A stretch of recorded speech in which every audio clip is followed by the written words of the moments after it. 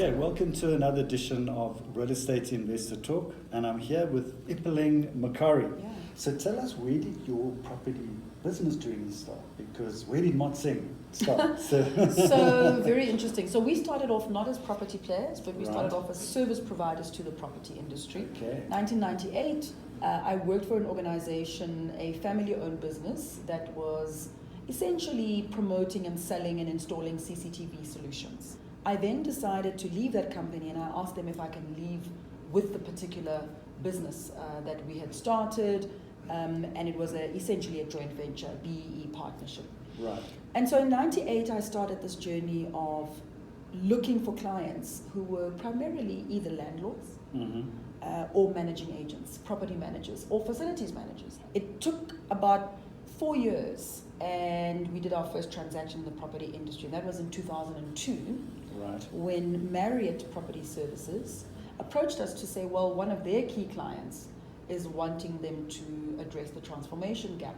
Right. And we're looking for Marriott to find a black empowerment partner to essentially transfer skills. And that's exactly what we did. Right. And so in 2002, we joint ventured or created a new company, a new SPV with Marriott called Marriott Property Services. And that's really when the property bug bit me. Right. And it has never left me ever since. Right. It's been absolutely fantastic. You know, we've since grown from being a focused joint venture entity with Marriott, managing 2 large super regionals, to, you know, we've morphed into an organization that has established a facilities management business. We've delved into public-private partnerships, which involve a myriad, particularly in the accommodation space, which involve development, funding, management of these assets, essentially build, operate, and transfer kind of model. And we've also delved into acquisition of assets. So how did this thing start picking up? Kind of picking up. You Yes. know, I think the first decade of Motsing's existence, really we moved from CCTV all the way to this value chain of services around a property. But what was missing Yes. was the ownership of the asset. Right. And when we started to taste that particular opportunity was really when we got into the triple P world, because public-private partnerships by their very nature require private sector to raise funding to acquire or develop an asset. Doesn't matter what asset it is. The Gautrain is a PPP. Yes. Ours was not the Gautrain, it was a property. So that was deal one in terms of acquisition. Correct. How many deals have you done since? We've done quite a number since, quite Right. a number. We've been very lucky. We've been very blessed in that And it's sense. always commercial space. Always commercial, so we don't participate at all in the residential space. Okay. And when we say commercial, it's retail, it's industrial, and it's office. Right. And more so today, what we're seeing is an interesting move also to alternative assets. You know, but let me focus on the deal flow that we looked at. So we came up with a strategy in about 2009 that said Vision 2010 for Motsing was to now really go very strongly into the acquisition of assets. And it was very specific that we wanted to acquire assets and not develop assets. We couldn't develop because we didn't have money. Right. And so that wasn't even an option. Yeah.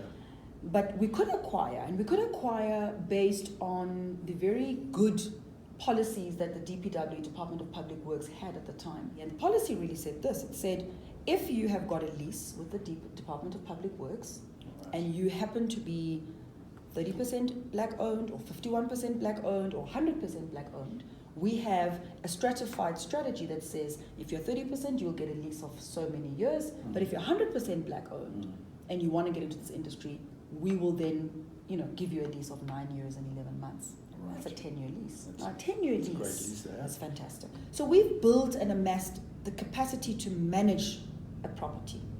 And we then begin to put a value proposition around the story around Motsing being able to acquire assets.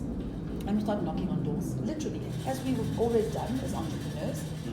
And we obviously come across a number of sellers, large listed funds, who were wanting to offload specific assets that had government tenants. Right. And why would they want to offload them? Because they're not going to get the 9-year, 11-month lease that they previously could get based on this new policy. And essentially, we were quite lucky. I mean, it took a while. It took about a year or two to conclude these transactions. But from zero basis, we were able to acquire assets of about 900 million. off our very small balance sheet. And at that point, talking about 2011, we decided that we either needed to get a big brother in Motseng or we needed to list and go to the capital markets. And we went to the capital markets. So we listed a property fund in 2012. Listing value was about 2 billion. And we continued to manage those assets as Motseng. Well, I mean, Ipeleng, you've already made a massive impact on the industry, but what is it that you'd like to look back and say, all these things that I've done, now I'm on Sapo, influential, so...